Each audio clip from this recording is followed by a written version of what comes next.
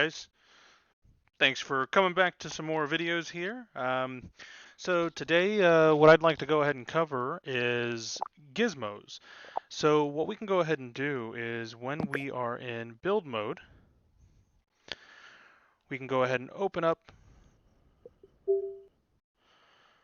well, if you click the right button here, there we are. If you open up your menu, here on your build tab, you're going to see a gizmos tab. I've had a couple requests as far as explaining what the different gizmos do. So just to point out what they are, we have our trigger, which we've actually done a whole video on. And just so that we know where that trigger is, I'm going to put a little white block over it. We have our spawn point. We have our script. The scripting, I think, is the most important to know where to find and how to use, which if you cover some of the other videos, we'll go ahead and cover different types of codes, but this we'll cover here in just a moment. We have our door, sound recorder, environment, text, particle effects, and then we have trail effects. So particle effects and trail effects, they fall in the same category there, but they do things a little slightly different from each other. So all together, as you can see, I have everything from trigger all the way to trail effects pulled out right in front of us. So I'm going to go ahead and minimize that for now. And what we'll go ahead and do is start with our trigger. I'm not going to go too far into it just for the fact there's a whole video on trigger if you go in and see some of the other ones. But this just causes an event to happen. It tells the script when this happens, do something with something else. And so again, if you're interested in the trigger, feel free to go ahead and look at that video, but that's going to be gadget number one there. Scripting, if you take your hand and you put it in here, you're going to see these three little dots. Those are the properties. If you open up the properties, this is going to be your terminal in order to go ahead and put different scripts on different items. Whether you choose the events, choose what you want to do with another item, and these are just motion. You also have different, magical little things here that would make things do predefined items. Logic. So these are going to be more of adding, subtracting, which I'm going to do here in just a moment when we cover text, and so on. Values, these are where you can enter individual values without having to preset them. And then you have variables where you can preset different items.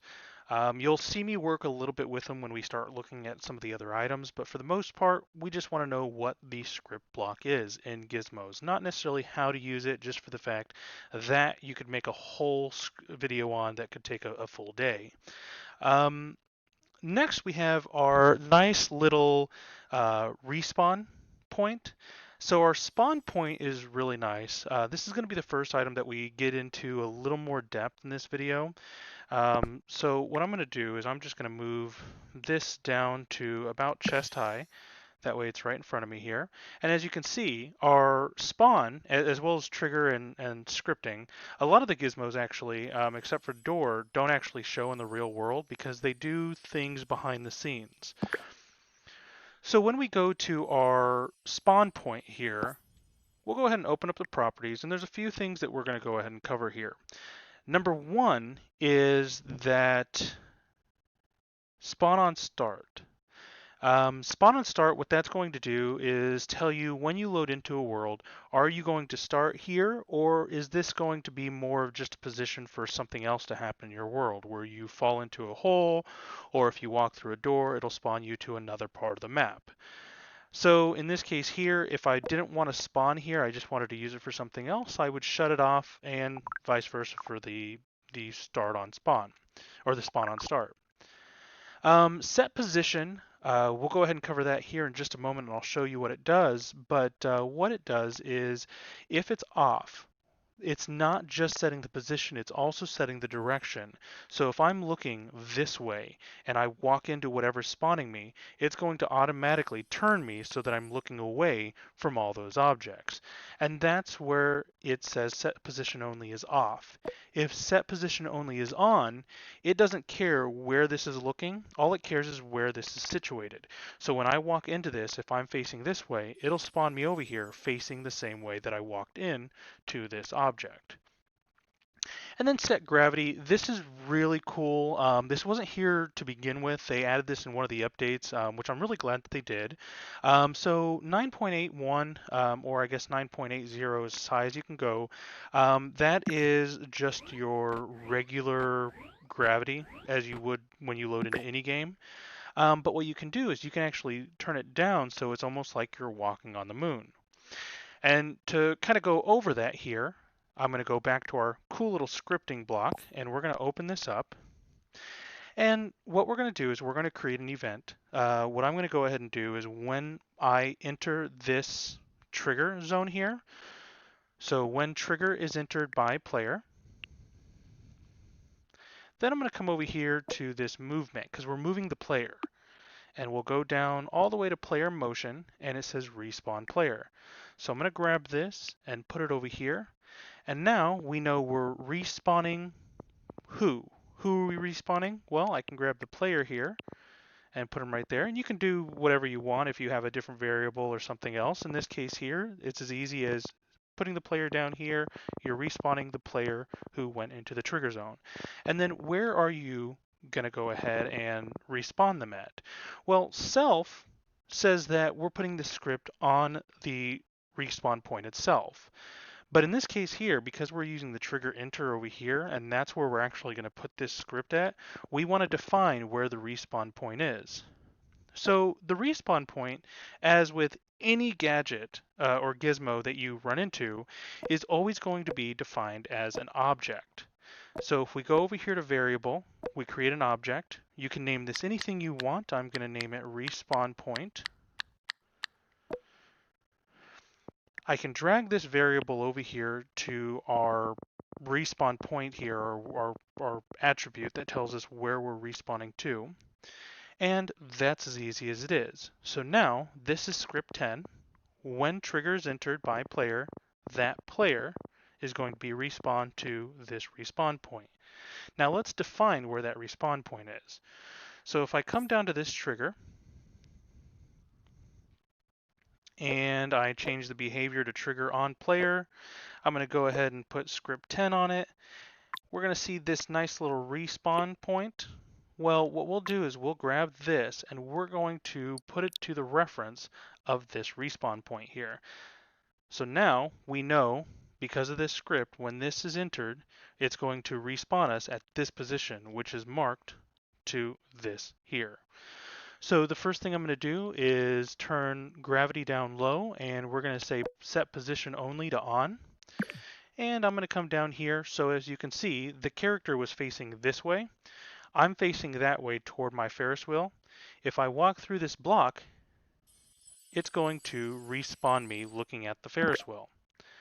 And then also, while I'm at it, if you look, my gravity is turned down really low, so it takes a while to come back down, and I can jump higher than usual. If I come back over here, I can turn the gravity all the way back up to normal, and set position only is off. So now it's not only setting position, but it's also setting rotation. So if I come over here and I go through this block again, now I'm looking the opposite way. If I turn around, that's where I was facing, but it faced me this direction over here. The other thing is, as you can see, my gravity is turned back to normal. So that right there is going to be the gist of what the respawn item does. So we'll go ahead and exit out of this here. The next item is doors. Doors are pretty self-explanatory. It's a door to another world. This can be either the plaza. Everybody will go back to the plaza by default. Or if you go to the properties of this here, you can change it to a different world. Now you can only change it to a world that you have either one, created, or two, you're a collaborator of. As long as you meet one of those definitions there, if you click change under behind this little window here, it'll pull up all the worlds that you're a part of. And so as you can see, I have plenty of different worlds here. I'm going to go ahead and click on Halloween World. That was a pretty fun one to create. And if I go into our preview mode, now I have this nice little Halloween World Spooktacular world. Tells me who made it, how many visits, a little more about the world, and then if I click Visit World here, it would take me into that world. And you can do that for any world that you have. You can create multiple of these. So if I wanted to, let's say, make these and change it to different rooms on each one, I could then have a hallway that goes to different rooms and so on. So let's go ahead and delete those there. Our next item is our sound recorder. So this just allows us to make predefined sounds, pre-recorded sounds, or not pre-recorded, but recorded ones that we can make right now. I'm not going to go too far into this just for the fact, again, just like the trigger, there's a whole video over sound blocks. I recommend you watch it. We go a little more over this as well as other sound blocks as well.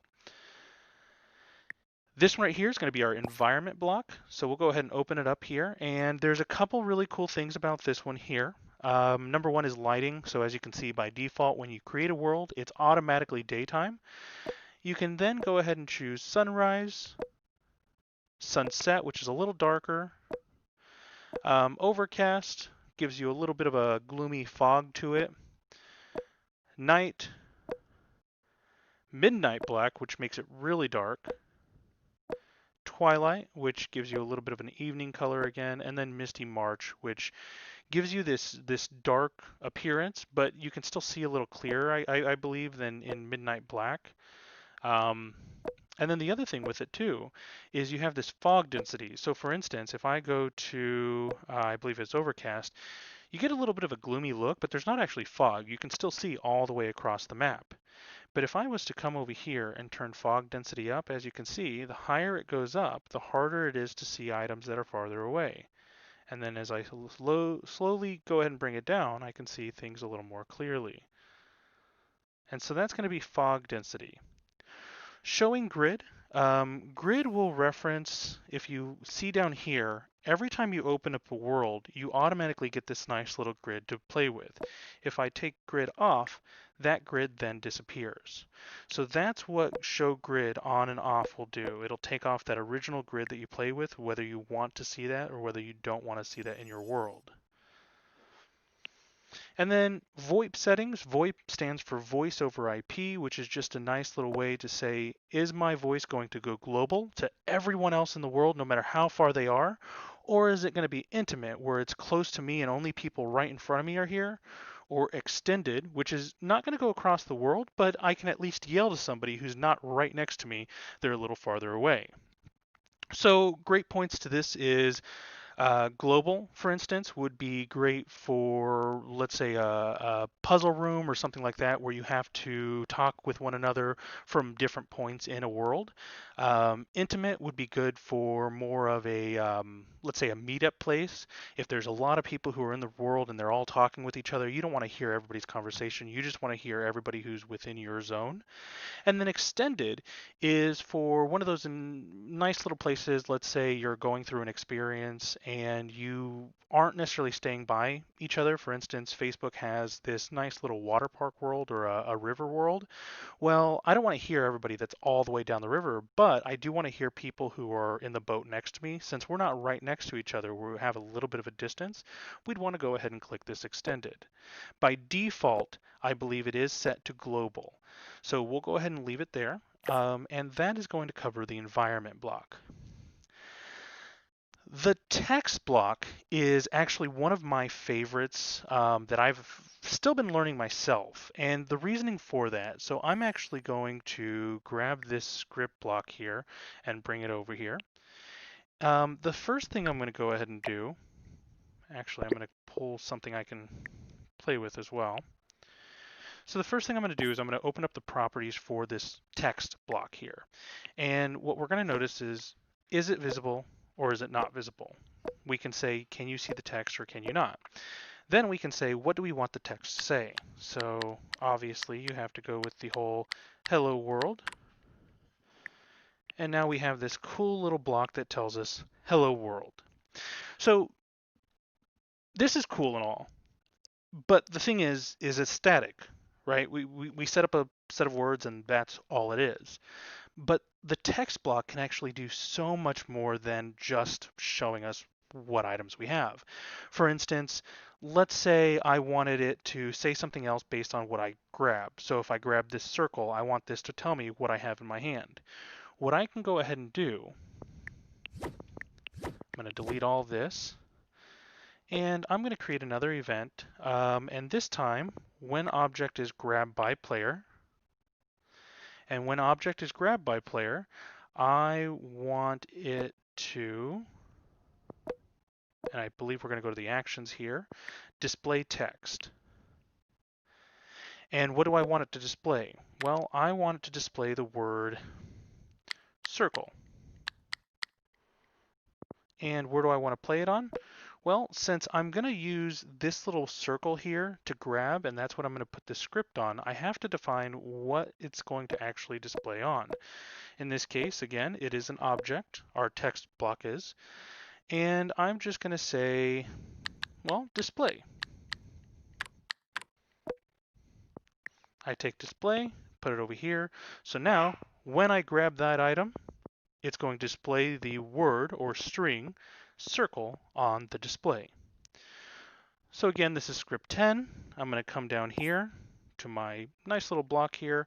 I'm going to first make it grabbable, and then I'm also going to go ahead and put script 10 on it here. And then I have to define what display is. So I'm going to take display, put it over here to the reference that is attached to the text here. And when I come down to this here, we're going to see hello world. If I grab this, it'll then turn to circle. And I could set this to many different objects. So if I had a circle, a triangle, and a square, for instance, if I click the square, it would then turn to square and then going back to circle. So that's one thing that you can do. It's still static in a way because you can only set one word per item, but on top of that, you can create something a little more dynamic. So for instance, I'm going to come back over here, and what I'm going to go ahead and do is I'm going to create another variable, and let's call it a number. And this number is going to be times grabbed. And times grabbed is going to be 0. So what we want to do is we want to bring that up here, and now it's going to display how many times this was grabbed on display. And it's only going to tell us when we grab it for the first time there. Well, if I come down here and I grab this, we're going to notice it says 0. It doesn't do anything. It's still static, right? But I can come up here to the code and I can say set to, and we'll go over a little more of this in some other videos here. But we're going to say set to, and we're going to say times grabbed. And what do I want to set times grabbed to? Well, I want to set times grabbed to logic plus, and I'm going to pull that over to value. I didn't grab it correctly. Value. And what I'm going to change times grabbed to is times grabbed plus, and then we have our values over here. If I click a number input and bring it over here, now I can put a number in this spot. 1. So every time I grab this block, it's going to change times grabbed, which is what we're displaying, to what that number was, plus 1 extra number. So now if I come down here, we're going to notice if I grab it once, twice, 3, and I can keep doing this here, and every time I grab it, that number is going to go up. And you can use this for a scoreboard, for instance, every time you get shot by something, every time you go through a door, whatever it is, for more of a dynamic option for this text block. So as you can see, the text block has a number of different things that you can do with it. It's just a matter of figuring out what exactly you're going to do. One of the main things that I do use this for as well is for testing purposes. For instance, if you're in your world and once you get a little more into more complex scripting, sometimes some things don't add up properly. Things don't work the way you want them to work the first time you do it. Well, by adding different displays at different times, you can see whether or not what you wanted to trigger an event is it triggering it or is it skipping it? And by doing this, you can say, oh, well, no, it picked it up. So that triggered, that's not the issue, obviously, within my script. So the other items, though, are going to be our effects, which is our particle effects, and then we have our trail effects. So what I'm going to do here is I'm going to start with trail effects. And the reasoning for that is because it's a little more simpler. What we'll go ahead and do is pull up the attributes or the properties. And what you're going to notice is when I click play here, it leaves this nice little line behind it, almost like I have a ribbon. Well, what we can do is whether or not it plays on start, so from the start of the world, whatever this item is tied to, it's going to leave that little ribbon. We can say what length it's going to have. So for instance, it's 0.35. Let's say I change that to 1. Well, now when I do it, as you can see, the line stays a little farther behind it. Width, I can say instead of 0.12, let's do 0.5. So now you're going to notice that it's a little wider than that little string. Start color. So start color, as you can see, is white, and then it kind of fades off into this bluish color behind it. Well, if I wanted to, I could change the color. So I'm going to say 0, 0, and let's keep the 1 to blue. So we're going to leave the blue there. And then we want to end it on red. And I know it's red because it's RGB, red, green, blue.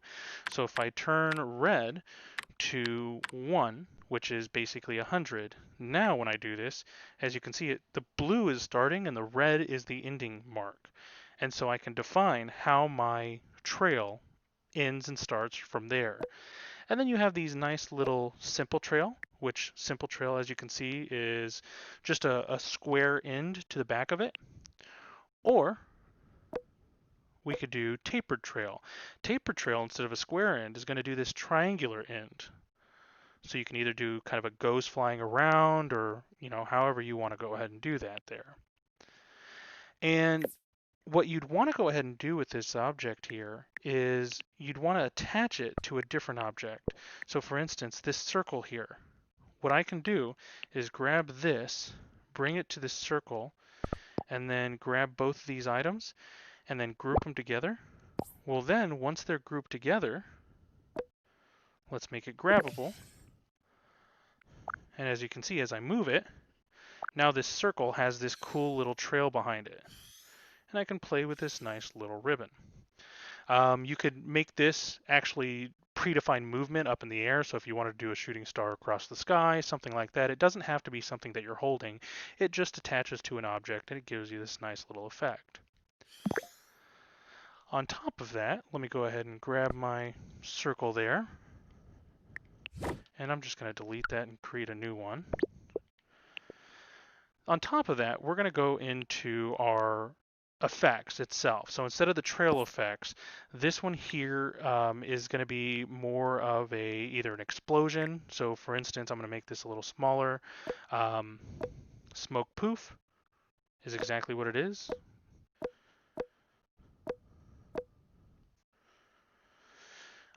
You can do hit spark, which hit spark is just going to give you this nice little bam of light. Hit ring is going to give you this nice, and I'm going to actually turn looping on, is going to give you this nice little loop or this circle that comes off of it. You have your smoke trail. So smoke trail will actually leave a trail behind it, which is really neat. So if let's say you make a car, this can follow the tailpipe. If you have a cigarette, you can attach this to the end of the cigarette and have this smoke coming off of it. Confetti burst. It's just confetti. So congratulations, you beat my world. Let's give you a little bit of confetti. Sparkless AO, I'm going to say. I know I'm probably saying it wrong. This is going to give you more of a magical type of little stars. And the bigger you make this object, for instance, so if I make it that big and come down here, they're huge magical items there. If I make it small, though, Now they're really small. So the effects that you get off of an object are going to be defined by the size of this block as well. On top of that one there, we got water spray. So this is going to spray in a certain direction. I can get it to go that direction, this direction, go straight up.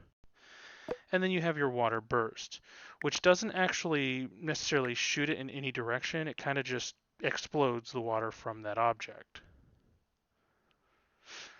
And again, all of those are going to be clear, so you don't see them when you're in the world. You just see the effect that that object is giving off. Overall, though, that covers all of the gadgets or the gizmos within your building tools here, all the way from trigger, spawn point, scripting, doors, sound recorder environment, text, particle effects, and trail effects. If you like my video, please subscribe and also like the video, and I'm always posting more. Thank you very much for watching, and you have a good rest of your day.